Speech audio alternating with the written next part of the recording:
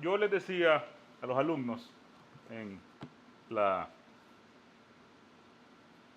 clase que tuvimos el lunes que hay una rama de la filosofía que estudia el comportamiento humano.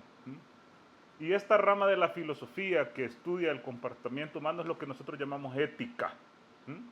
Es una disciplina que estudia la diferenciación de lo bueno y de lo malo, el carácter y el comportamiento.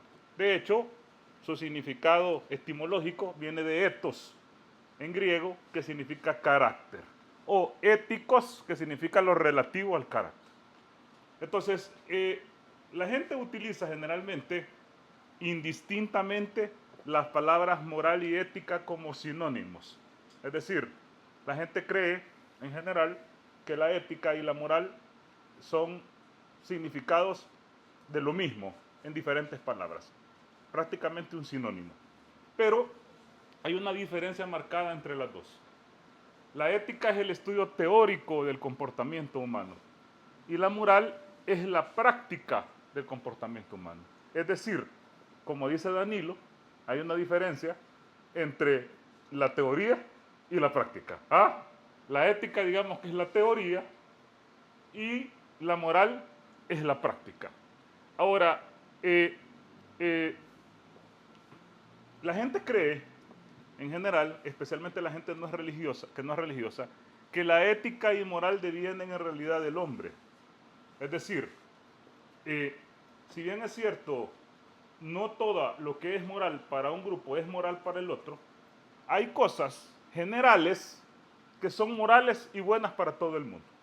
Es decir, el ser humano es el que delimita qué es lo que es moral o no, o qué es lo que es ético o no.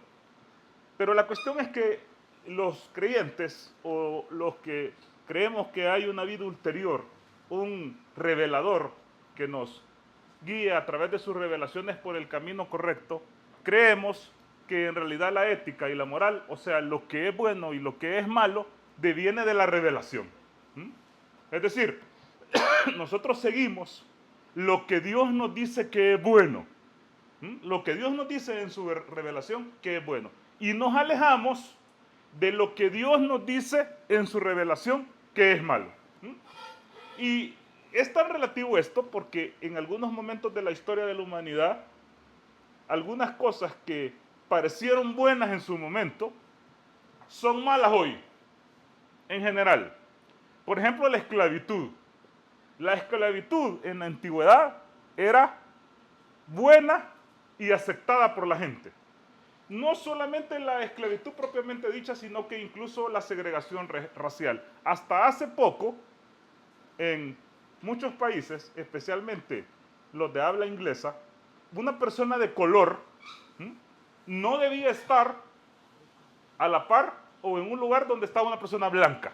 En los restaurantes, en las escuelas, en los estadios, en los lugares habían posiciones diferentes, entradas diferentes, lugares diferentes para las personas de color y para las personas blancas. Y para mucha gente esto era aceptado socialmente como algo correcto. Ahora la modernidad entiende que la esclavitud y la segregación racial, al menos éticamente hablando, es mala. En sentido contrario, hace algunos años, las uniones con personas del mismo sexo eran completamente inaceptables, moralmente repudiables, éticamente desviadas. Sin embargo, ahora en la modernidad, en muchos países, las uniones de personas del mismo sexo es aceptada moralmente.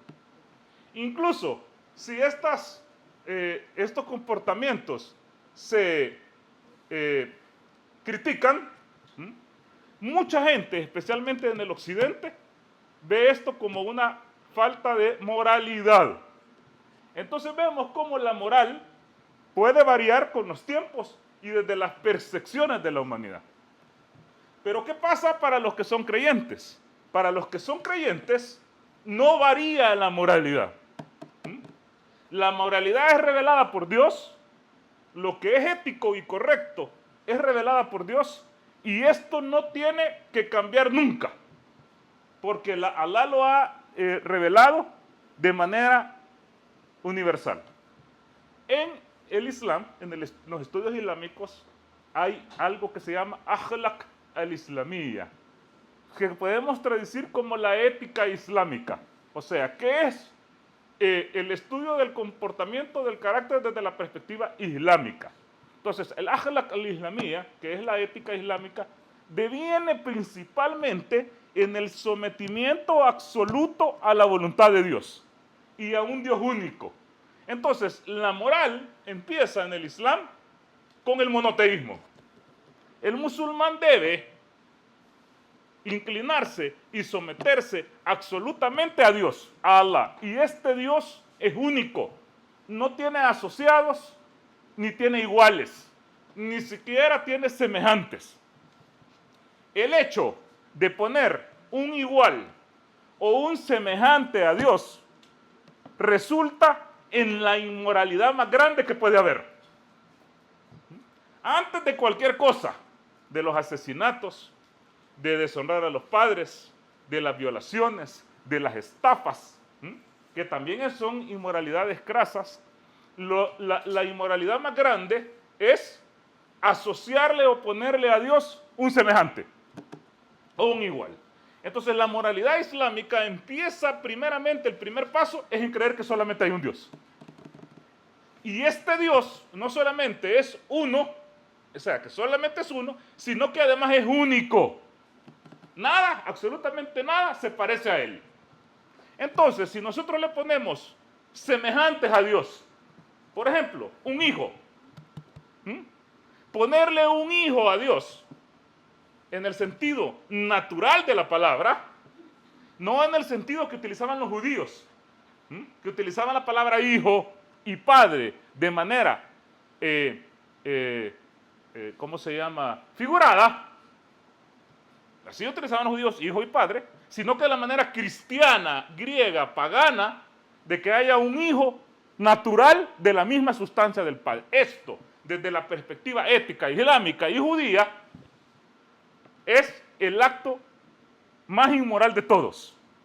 El Corán dice que atribuirle un hijo a Dios es el pecado, uno de los pecados más grandes, después de ponerle a alguien igual que Dios.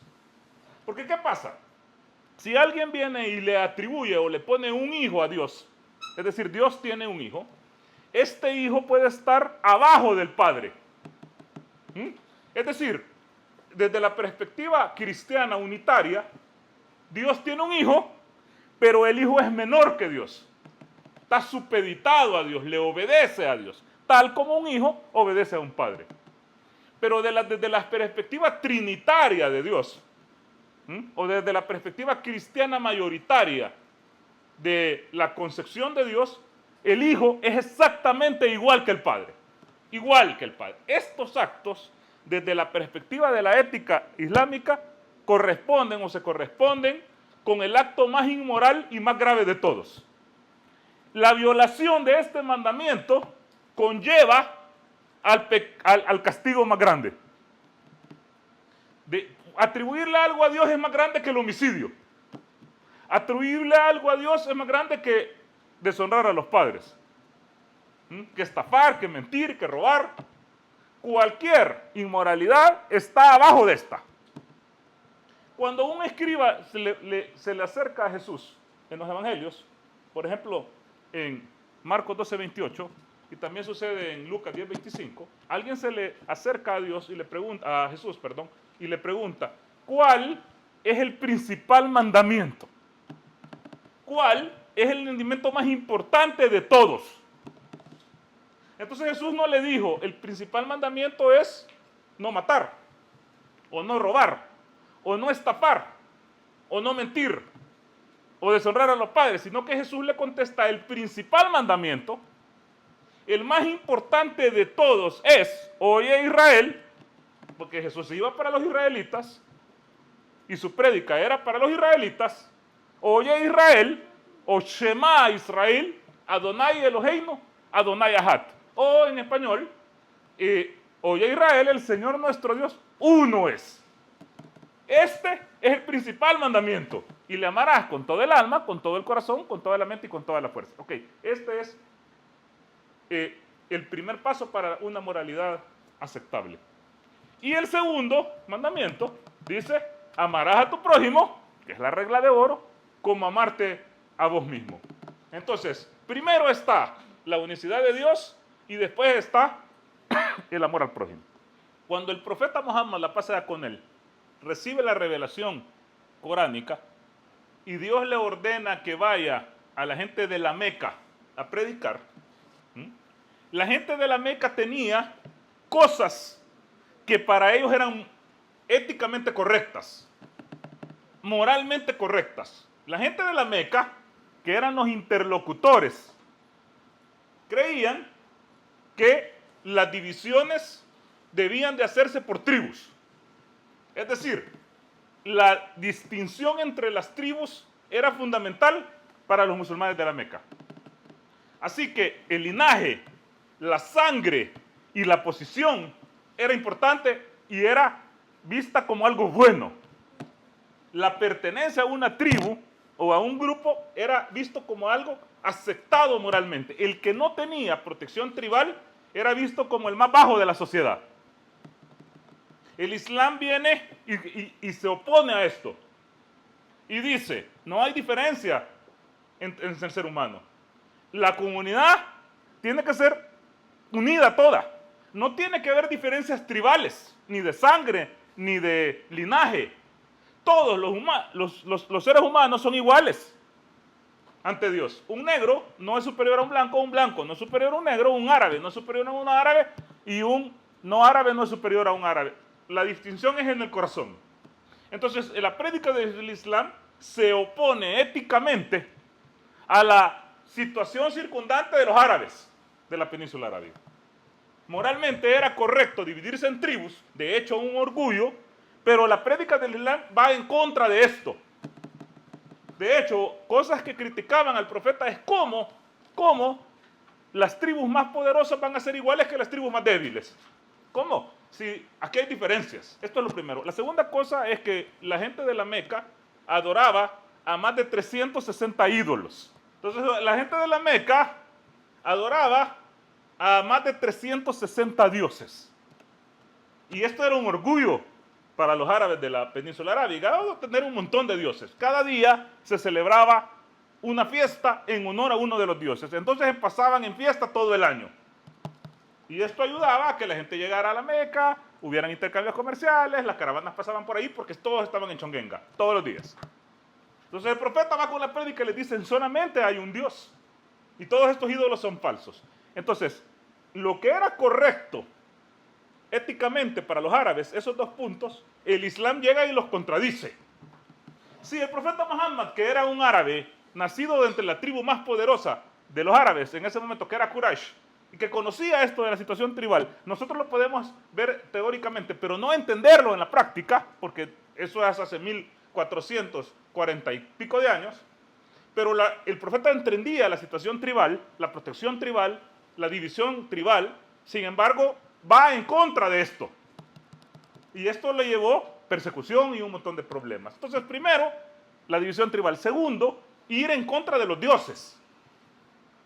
Por ejemplo, cuando yo salgo en una charla abierta o subo un video a las redes sociales y digo cosas como que, ¿cómo es posible que la gente adore a un señor crucificado en una cruz, clavado en una cruz, que ni siquiera puede defenderse a sí mismo, que lo escupen, lo humillan y le ponen una corona de espinas?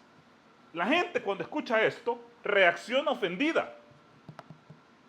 Reacciona como que estoy ofendiendo la religión. Pero es una pregunta válida. O sea, es una pregunta éticamente válida. Es decir, ¿por qué se adora a un hombre clavado en una cruz? ¿Por qué se adora al lugar donde fue muerto? Entonces, ¿cómo reacciona la gente? Negativamente. Me mandan al infierno, dicen que soy un demonio, que me voy a chicharrar con Satanás y que no sé qué, no sé cuánto, y que estoy embrujado y que bla, bla, bla, bla, bla, y que me va a caer la maldición, y que la blasfemia, y blasfemo, y no sé qué. ¿Ok? En este tiempo. Imagínense antes de la Edad Media, en la Edad Antigua, cuando el profeta va y les dice, esos ídolos de piedra que ustedes adoran no son más que piedra y madera. O sea, los ídolos que la gente adoraba, que consideran que eran una deidad, que eran los dioses de los antepasados, fue un choque enorme para ellos. Lo veían como blasfemo, mentiroso, embrujado, endemoniado. ¿Cómo estás diciendo eso de nuestros dioses? Pero el profeta con su prédica, porque Alá le ordena, se opone a esto porque la adoración a otro que no sea Dios incumple el mandamiento más importante. La otra cuestión es que los árabes les gustaba mucho la virilidad. Algo en árabe que se llama muruwa. Es decir, la fuerza, el valor. ¿Quién era el hombre más envidiado para los árabes? Pues el que tenía más riqueza y el que tenía más fuerza. El que era más fiero en el combate. El que era más bueno para la poesía y el que tenía más mujeres. Este hombre era el tope de la moral árabe, el que decapitaba más enemigos, el que empuñaba mejor la espada, el que era más rico, el que tenía más mujeres, porque las mujeres las vendían en el mercado. O sea, los hombres iban al mercado a comprar mujeres. Me gusta aquella, dámela 24 horas y mañana te la devuelvo si no me gusta. No, la mujer no tenía ningún derecho en la Arabia preislámica, ningún derecho. Era visto como un objeto, casi como un animal. De hecho, muchos, cuando una mujer nacía en la familia, la enterraban viva. La llevaban a la arena y la enterraban viva porque era un deshonor. Para muchos, cuando ya tenía muchas hijas, 2, 3 está bien, pero más, enterrémosla. Entonces, estos aspectos que eran aceptados moralmente por los árabes, la predicación de Muhammad va en contra. Dice, la mujer es igual que el hombre. La mujer tiene derechos. ¿Cómo vas a creer? Y los árabes se reían de él. ¿Cómo la mujer va a tener derechos? Nosotros las compramos, las vendemos, las regalamos, las enterramos.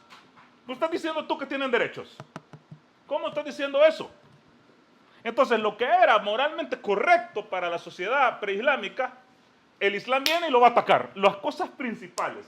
¿Y a qué resulta eso? ¿O a qué va eso? A la persecución de Muhammad.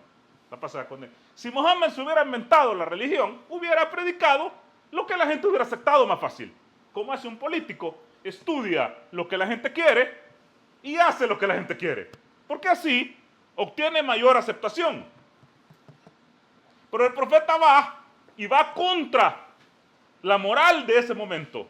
La división tribal, la adoración o el politeísmo, animismo, propiamente dicho, de más de 360 ídolos, y en contra de la virilidad diciendo, aquí no es importante el que es más rico, ni el que es más fuerte, ni el que es más fiero en el combate, sino que el más importante es el que tiene mejor piedad. Taqwa en árabe, que es una combinación de cosas, temor a Dios, rectitud y inclinación a la adoración única. Esto es el hombre más grande de todos. Pero como nosotros no sabemos cómo es el corazón, el único que puede hacer esta distinción es Dios. Así que no importa si sos rico, no importa si sos pobre, no importa si sos fiero en el combate o no, no importa si sos poeta o no sos poeta, lo más importante es tu corazón. Estas cosas, aunque ahora se oyen bonito hoy, en ese tiempo era una ofensa para la cultura y tradición árabe. El profeta predica otra cosa, el legado, la búsqueda de la diferenciación con los demás en las cosas materiales y el legado material son insignificantes para el musulmán. Porque lo más importante para el musulmán, después de estas cosas que les he dicho, es que quiere ser reconocido por Dios. Quiere que Alá le reconozca el día del juicio final. Y eso no va a pasar en esta vida. Y como no va a pasar en esta vida, es irrelevante mi situación económica, mi situación de poder. Es irrelevante. para esto. No va a haber importancia en los hijos y en la riqueza, ni en la posición. Entonces, ¿qué es lo más importante? Lo más importante es cuidar ese momento ante Dios. En el Kiyama, o en el Yom el Kiyama, el día de la rendición de cuentas, donde vamos a estar frente a Dios y Dios nos va a evaluar. Esta situación es lo más importante para cómo se comporta un musulmán, no la riqueza. De hecho, el musulmán ve la riqueza como algo dicotómico, o sea, la riqueza puede ser mala o puede ser buena. Depende del individuo. La riqueza para un hombre piadoso puede ser buena porque con esta hace más bienes, más cosas buenas, más cosas rectas. Pero la riqueza para un hombre que no tiene piedad puede ser su perdición. Lo puede alejar de Dios. La salud ¿es buena o es mala? Depende. Puede que la salud haga que un hombre se sienta fuerte y se desvíe. Y puede que la enfermedad haga que un hombre reflexione, se haga más reflexivo y se acerque más a Dios. Entonces, ¿qué es la enfermedad o la salud? Depende del individuo. Depende del recipiente. Entonces, ¿qué es lo que ve el musulmán como la búsqueda más importante? Ser reconocido por su Señor. Entonces, uno de los sabios islámicos decía, no busques ser reconocido por la creación. Busca ser reconocido por el Creador. Porque la creación te puede reconocer y aplaudir. Pero si perdiste el reconocimiento de tu Señor, perdiste todo. En sentido contrario, si el Creador te reconoce y la creación no, ganaste todo. Es irrelevante el reconocimiento de la creación. Busca el reconocimiento del Señor de señores, no de sus criaturas. Pero de la mayoría de los seres humanos buscan en realidad el reconocimiento de la gente. Y a veces el reconocimiento de la gente se opone al reconocimiento de Dios. A veces los reconocimientos están en conflicto. Pero como yo quiero el aplauso de la gente, los likes de la gente, el reconocimiento de la gente, el ser humano prefiere el reconocimiento de la gente. Cuando lo que tenemos que buscar es el reconocimiento de Dios, de Allah, aun si esto es en detrimento o en contra del reconocimiento de la gente. Otra de las cosas que eran moralmente correctas para los árabes eran las tradiciones de los ancestros. Las tradiciones ancestrales eran importantes. El linaje. La gente recitaba el linaje de sus antepasados hasta 50 generaciones atrás. Era importante esas tradiciones. Y el Islam viene y dice, al carajo, las tradiciones de los antepasados. Porque no importa eso, lo importante es el camino recto. Y si el camino recto se opone a las tradiciones de los antepasados, no importa las tradiciones de los antepasados. Y esto que tampoco nosotros lo entendemos, porque el latinoamericano es irreverente con sus familiares y con sus antepasados, incluso con la mamá que está viva, mucho menos le va a tener respeto al tatarabuelo que ni siquiera sabe quién es, que probablemente ni siquiera lleva su apellido porque no se lo puso. Entonces el latinoamericano no entiende la vinculación del parentesco, pero los árabes para ellos era importantísimo. Entonces el profeta llega y les dice, no, esto no es importante, porque ellos le contestaban, nosotros adoramos a los dioses de nuestros antepasados. Nosotros seguimos las tradiciones de nuestros antepasados. ¿Por qué no querés cambiar? Porque la costumbre y la tradición es lo más difícil de cambiar en el ser humano. Por eso es que hay una canción que dice que la costumbre es más grande que el amor. No sé quién es el cantante que dice eso, pero por ahí lo he oído. Es lo más difícil. Entonces, las cosas que nosotros consideramos como correctas tradicionalmente, chocan con las tradiciones de los demás. Yo voy a poner un ejemplo que para mí fue revelador. Muchos pakistaníes y árabes les gusta comer con las manos. O sea, no usan cubiertos para comer. Así que se comen el arroz con las manos. Entonces están comiendo con las manos así, agarrando el arroz y se comen el arroz. Entonces yo estaba criticando eso porque yo, aunque tengo sangre árabe, nací aquí y yo estoy acostumbrado a comer con el tenedor y el cuchillo. Tradicionalmente para mí era difícil. Entonces yo estaba criticando y le dice, mire, ¿vos por qué te comes con la mano? ¿Por qué no comes con cubierto? Y después a los días me vio comiéndome una pupusa a mí, embadurnándola con salsa y metiéndomela con la mano. Y me dijo, ¿y eso que te estás comiendo vos con la mano, con salsa y te lo estás metiendo en la boca sin cubierto? Porque no sabes el cubierto, pues. ¿Ah?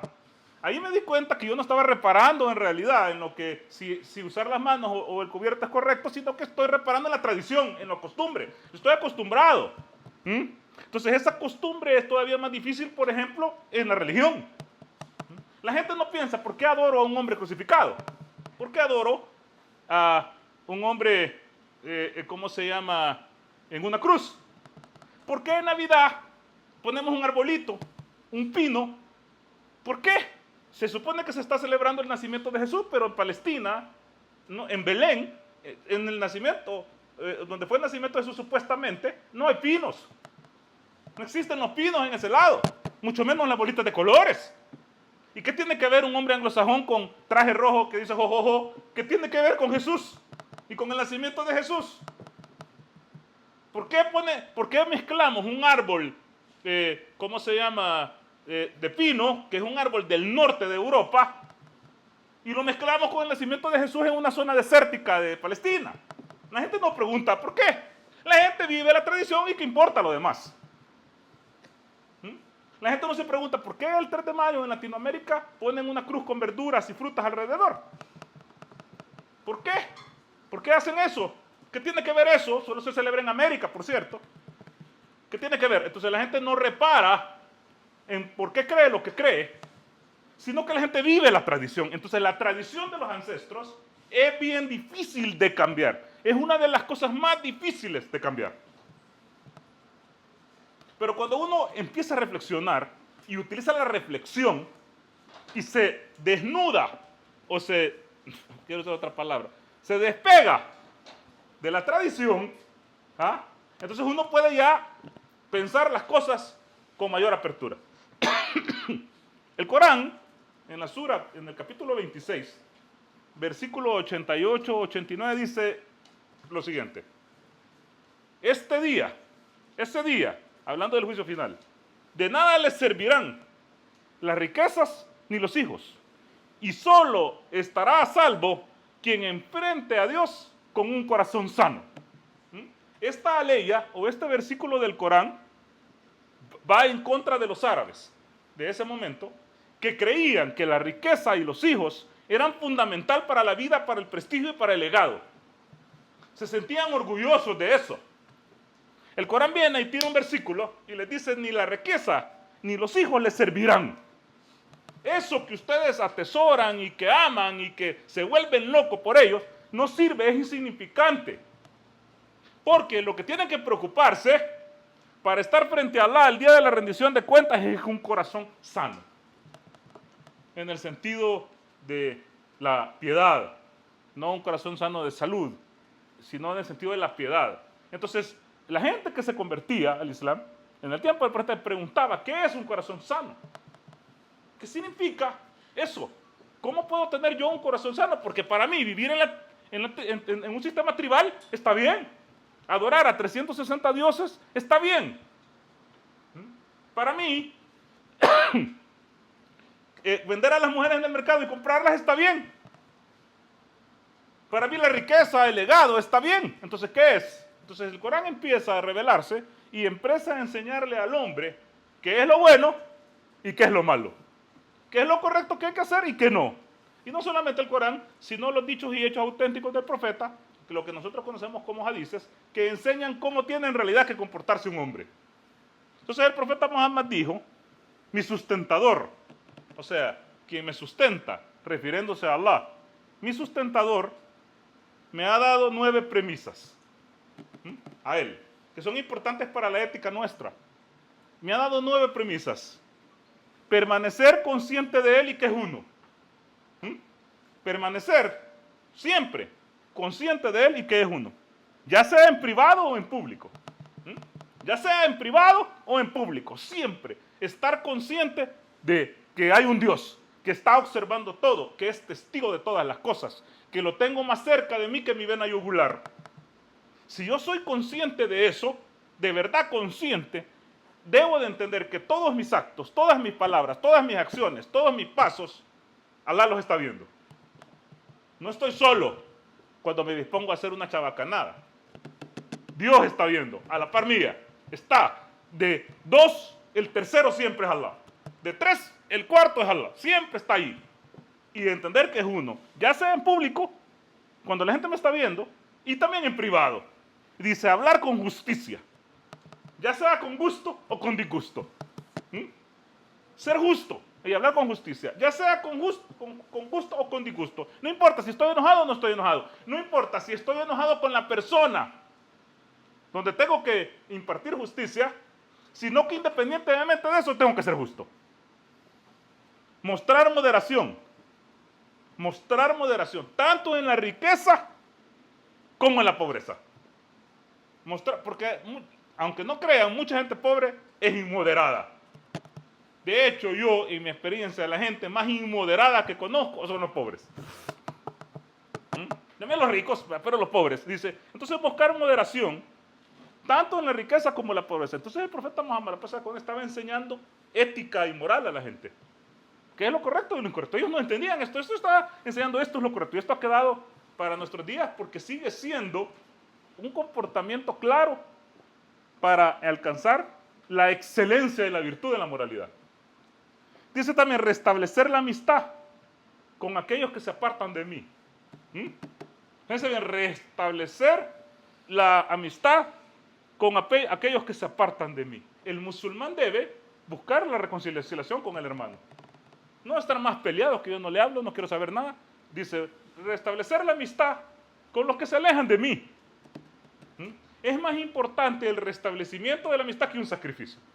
Yo les decía, mucha gente habla que Dios necesita sacrificios. Algo que se llamaba el corbán, que es el sacrificio. Los musulmanes decimos lo mismo.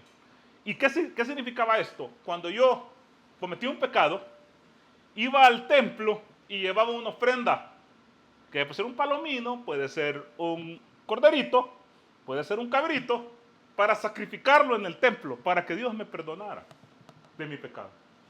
Entonces Jesús critica esto en los evangelios. Jesús viene y dice, si vas al templo con tu ofrenda, refiriéndose al corbán, porque muchos pastores protestantes utilizan la palabra ofrenda para sacarle dinero a la gente. Pero cuando la Biblia se refiere a ofrenda, en muchos de los casos, especialmente en la expiación, se refiere a un sacrificio animal. La carne después se la comían los levitas, los pobres. Entonces Jesús dice, si vas a llevar tu ofrenda al altar y estás peleado con tu hermano, ve y deja tu ofrenda, déjala, y ve a reconciliarte con tu hermano, y después cuando te hayas reconciliado, entonces ve y presenta tu ofrenda al templo. Poniendo la reconciliación como una cosa fundamental antes del sacrificio.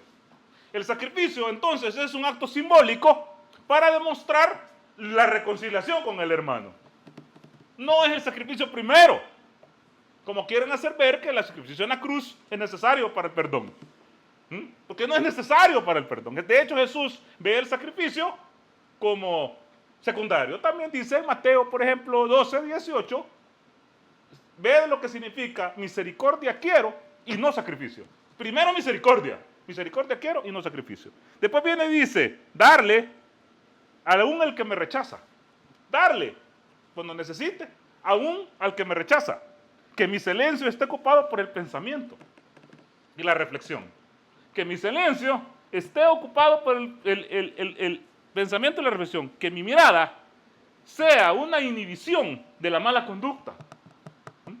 Que mi mirada, el profeta dice, sea una inhibición de la mala conducta y que ordena lo bueno. Que ordene lo bueno y que prohíba lo incorrecto. El musulmán debe, y este es un acto moral de excelencia de la virtud islámica, prohibir lo malo. Aunque la gente se enoje, aunque la gente te critique, aunque la gente vea eso como que no tradicional, aunque la gente te ataque porque pensás diferente, el musulmán debe prohibir lo malo y ordenar lo bueno. ¿Por qué va a pasar? Algunas cosas que son buenas hoy van a ser malas mañana. Seguro que sí. Algunas cosas que son malas van a ser buenas mañana y algunas cosas que son buenas van a ser malas mañana. Como algunas cosas malas de la antigüedad o incluso de hace 10, 15 años que eran malas, ahora son buenas. La moralidad del hombre que no está con Dios cambia como la pluma en el viento. ¿Mm? Ahorita, una mujer se puede casar con otra mujer. Y un hombre se puede casar con otro hombre. Ahora, en muchos estados del mundo pueden adoptar hijos. Aunque esto es antinatural y prohibido. Es antinatural y prohibido. Aunque los medios, el mundo, quiera presentarlo como algo moralmente correcto. Y que criticar estas cosas sea moralmente incorrecto, aunque la gente diga esto, Alá lo prohíbe claramente. El hombre no se va a llegar a otro hombre, ni la mujer se va a llegar a otra mujer. El matrimonio es entre un hombre y una mujer. Punto. Aunque el mundo diga otra cosa, que mira que estás pensando atrasadamente, que ahora yo me autopercibo como no sé qué, toda esa babosada es inmoral. Aunque la gente lo vea como moral. Los hijos pueden hablarle fuerte a los padres. De hecho, muchos hijos irrespetan terriblemente a sus padres. Ya la sociedad empieza a darle preeminencia a los hijos sobre los padres. Antes, eso era incorrecto. Un hijo tenía que bajarle la cabeza a su papá y a su mamá. Pero a medida va pasando el mundo, va pasando el tiempo, las cosas morales van cambiando. Pero la moralidad del Islam está clara. Honrar a los padres es el segundo mandato más importante de todos. Voy a terminar con unas leyes o unos versículos del Corán que hablan mucho de cómo es la moralidad de un musulmán. ¿Cómo debe ser la moralidad de un musulmán? ¿Qué tienes que hacer? En algunas premisas claras que están en el versículo 22 del capítulo 17 en adelante, que ya los habíamos visto con los chicos aquí, pero voy a repetirlo para los demás, que dice: adora a Dios, no pongas junto a Él a otro Dios, si no te encontrarás denigrado y abandonado. Sé amable, honorable y humilde con tus padres. Sé amable, honorable y humilde con tus padres. Tu Señor ha decretado que no debéis servir sino a Él y que debéis ser buenos con vuestros padres. Si uno de ellos o ambos envejecen en tu casa, no les digas ni siquiera uf, no les digas ni siquiera uf, y no los trates con antipatía, sino sé cariñoso con ellos. Si no sé cariñoso con ellos, por piedad, muéstrate deferente con ellos y pídele a tu Señor: Señor, ten misericordia de mis padres como ellos los tuvieron conmigo cuando yo era un niño. No seas tacaño, ni derrochador en los gastos.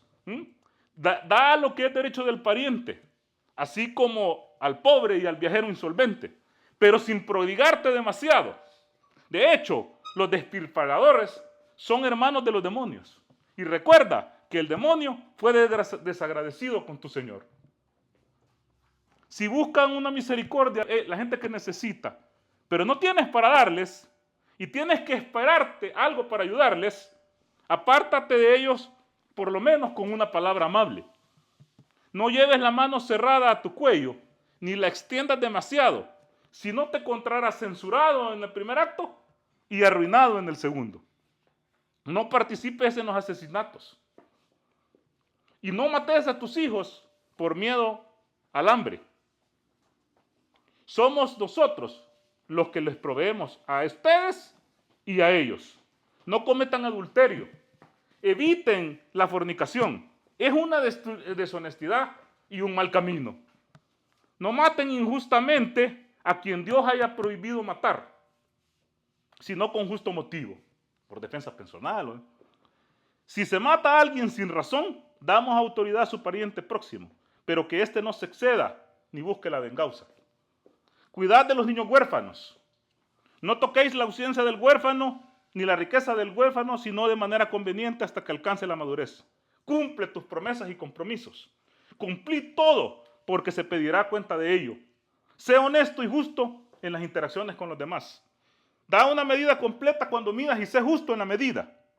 Pesa con una balanza uniforme. Esa es la mejor forma y el mejor resultado. No seas arrogante. No vayas tras algo que no tienes ningún conocimiento. Del oído, de la vista, del intelecto, de todo se los pedirá cuenta. No vayáis por la tierra con insolencia, que no eres capaz de hendir la tierra ni alzarte a las alturas de las montañas. Estos versículos que están en el Corán, para mí resumen la virtud y la excelencia en la moral islámica. Que cuando uno la lee, sea de la religión que sea, si tiene buen corazón, es imposible que el corazón no se estremezca ante tales mandatos. Porque todos estos mandatos solo van a llevar a la felicidad y al buen fin de quienes los siguen. No es un beneficio para Dios, porque Dios no se beneficia de esto. Quienes nos beneficiamos somos nosotros. Si buscáis una sabiduría para tener una vida mejor y para encontrar un fin en esta vida y en la otra, siguen estas cosas. Agarra el Corán, léelo, reflexiónalo y síguelo, porque esto es lo que te va a llevar al éxito grandioso de estar frente a nuestro Señor y encontrar su complacencia. Muchas gracias, hermanos.